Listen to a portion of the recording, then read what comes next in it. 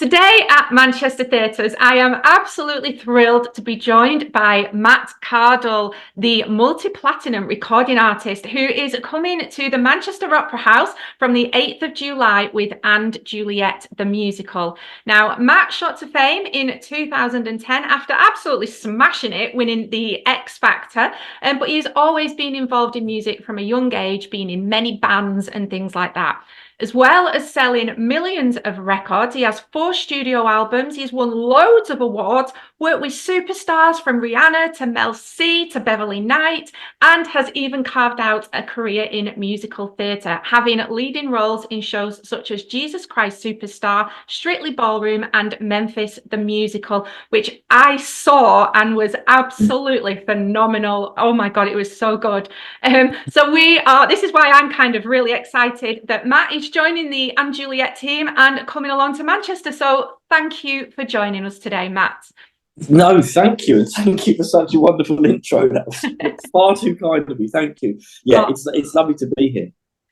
Honestly, it's so cool. And we love that And Juliet is starting its tour in Manchester, where the whole thing kicked off about 5 years ago. It just feels so special to us anyway. So is there any kind of original cast members in it that were there the first time around, or? Do you know what? I couldn't tell you for 100% if there's any original. I know actually there is. I think our choreographer, resident choreographer Josh, it was in the original. Yes, he was in the original lineup.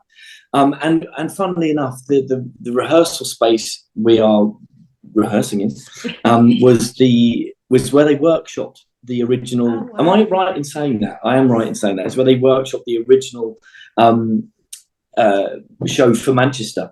Yeah. So a lot of the production team and the directors have said that it's so, it's really, really quite special to come back here to be rehearsing it where it was workshopped, and also to be going and starting in Manchester where it started again. So there's a lot of romance around this tour. It does. I love it when you get sort of that full circle thing. It's lovely. Mm-hmm. Yeah, absolutely. So, And Juliet, it's like a play within a play almost. But so for people who have still got the pleasure of learning all about it, can you give us a little synopsis as to what it's all about? Yes, so the show starts with William Shakespeare and his players essentially finding out what William has done with regards to writing the end of Romeo and Juliet. He starts, they know how it starts, but he comes to tell everyone how he's written the end of Romeo and Juliet, and how they both end up dying, and his wife sort of decides to come to see what he's doing at work for a night and have a few glasses of wine, and she makes a really it's one of my favorite lines in the beginning of the show, at least, where she makes a suggestion that maybe Juliet doesn't kill herself because, let's face it, Romeo was her first ever boyfriend. She was only young, and maybe she didn't kill himself just because he killed himself, and you can't argue with that logic. You really can't. So then he sort of relinquishes control a little bit and says, okay, Aaron, what would happen in your version of Romeo and Juliet, and then the story starts from there, really. And there's this brilliant sort of back and forth and sort of struggle for control of the narrative, basically, and the quill has everything to do with it. Whoever's holding the quill is writing the next scene, and just driving and steering the story.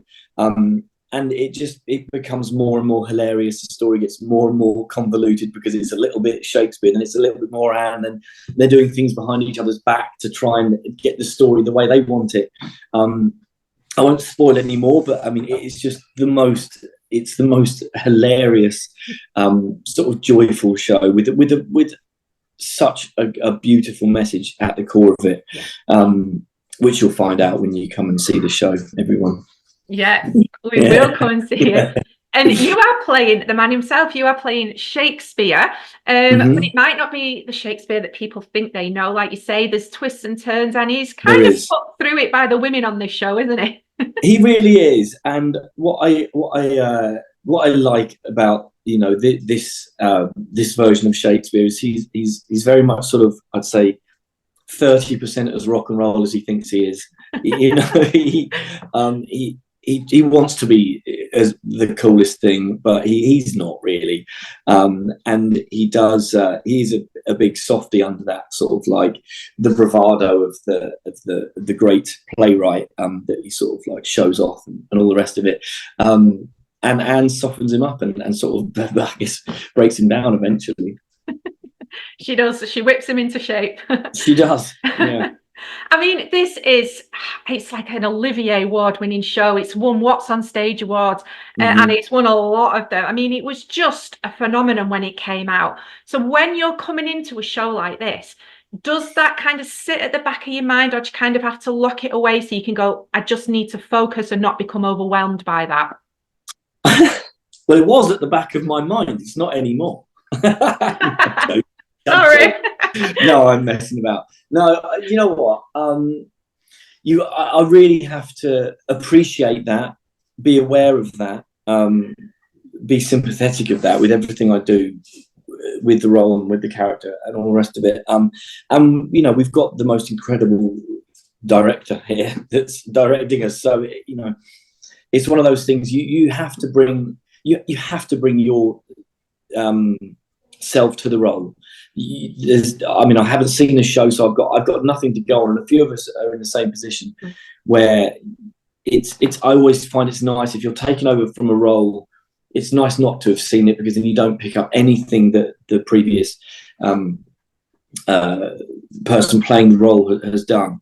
I had to do a lot of show watches with Memphis, so you know I got to see what Killian did.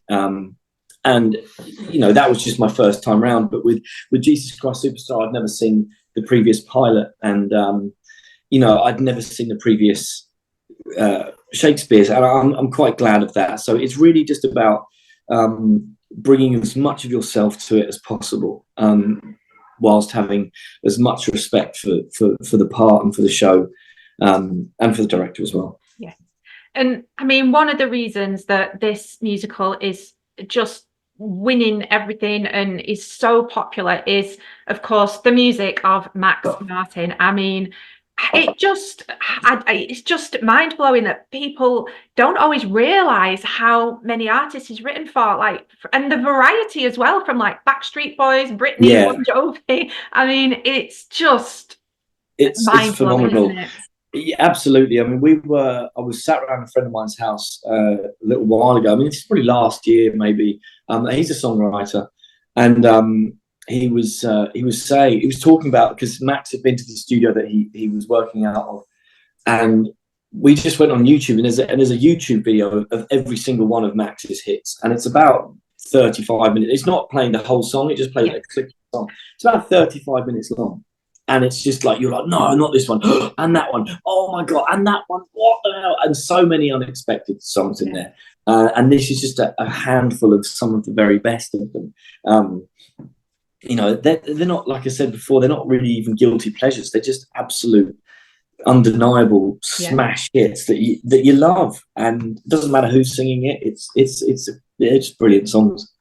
Well, I was going to say, because you've got, like you say, there's all of these songs, and they're the soundtrack to our lives, and everybody knows them.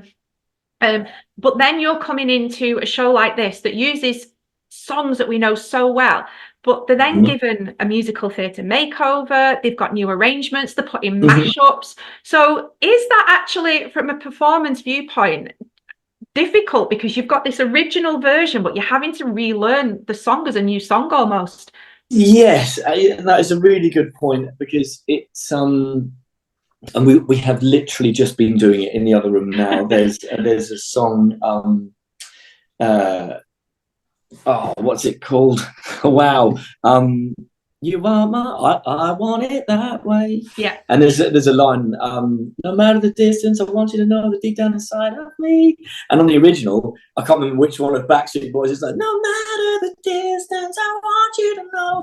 And that's such an iconic ad-lib in that song, but we have to, and it's like, you want to sing out, you want to do all that. And there's so many points in the show throughout the score where you know what the original did, but you have to do it, you know, the show way, which is just brilliant. It's as brilliant, but you kind of pick up, like when you're doing your driving lessons, you pick up bad habits along the way listening to these songs and hearing the original ad-libs and stuff, which is fun to just kind of get it back on. But it's just habit though, isn't it? When you've been listening to them so long, it's just habit that that comes out. Yeah, exactly. Now I've been thinking, because as you've said, there's so many Max Martin songs that aren't in the show just because there's so many, and then there's so many Shakespeare plays. So I'm thinking that this could become a thing where we take loads of Shakespeare plays, and like where the women have had enough, and we kind of, like Miranda in The Tempest maybe refuses to stay on the island, and it could be Shakespeare forever, Matt. I mean, you could just keep going. Well, I'd be more than that. I mean, I haven't even done this one yet, but I'm enjoying it that much that I would already sign up for the next one. I genuinely would. Yeah. I think there's something in that. I think it could be like a series of musicals. I mean, no one's ever done it. A series of musicals. Yeah, I think Max would be over the moon if they used his entire catalogue for a Western. And as well as all this girl power that we've talked about, I mean, the show is equally popular because it's so inclusive. It covers diversity and just such a range of everybody is kind of represented in there, aren't they? It's so joyous and like celebrates people. It does, and in such a beautiful way. And it's so nice to see a show that is doing that and it is representing everyone have that much success and recognition. It's absolutely wonderful. Yeah, it really is. And the show is, you've got the glitz and the glamour of the costumes, and then there's musical theatre, but then it's like there's a concert as well. I mean, it's got it all going on. Have you got any favourite bits so far? I'm sure it will change as time goes on, but yeah. I mean, I'm really, really looking forward to the Backstreet back, because you mentioned it's a show within a show, and that's absolutely bang on the money. It is exactly that. But there are also sort of miniature shows within that show, like for example with the Backstreet Boys number, and with Blow and things like that, where you're just having, and even at the end with I Can't Stop the Feeling is, then again there's another little like, we're just going to perform this as Shakespeare did at the end of most of his plays, had a did it finished with a jig, which they do in this show as well. But the Backstreet Boys number, Backstreet's Back, and we get to do the dance routine. I'm not the world's greatest dancer, let's put it that way. But I'm looking forward to, once I've got my head around the routine, I'm really looking forward to doing that. Yeah. So Rehearsals, I guess you sort of mid-flow with Rehearsals, because I think you start in Manchester, don't you? Yes, so this is the beginning of the second week of Rehearsals, and we've already got an enormous amount done. Everybody has just thrown themselves into it like I've never seen, and we're very much underway. We're in Manchester in 3 weeks' time to start teching, and then it's previews and press night, and then we go. Yeah, well, that's exactly where I am going to see you. I will be there. Amazing. I'm going to come along. And I think there's actually me and a group of my friends who saw it originally 5 years ago, who are going to come back and watch it again, because why wouldn't you while it's here? It is such a phenomenal show, honestly. Brilliant. Oh, thank you so much for your time today, Matt. It's been my an absolute pleasure. And we can't wait from the 8th of July and Juliet, Manchester Opera House. Come along, buy tickets. You would be a fool not to, because it is a party. It is so much fun. Thank you, and we will see you very, very soon.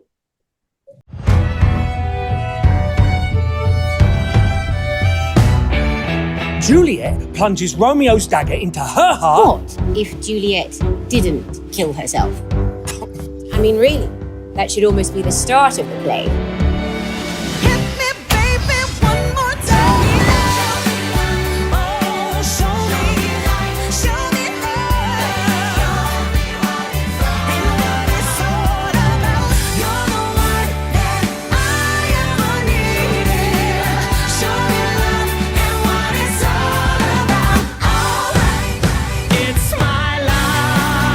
It's now or never, and I ain't gonna live for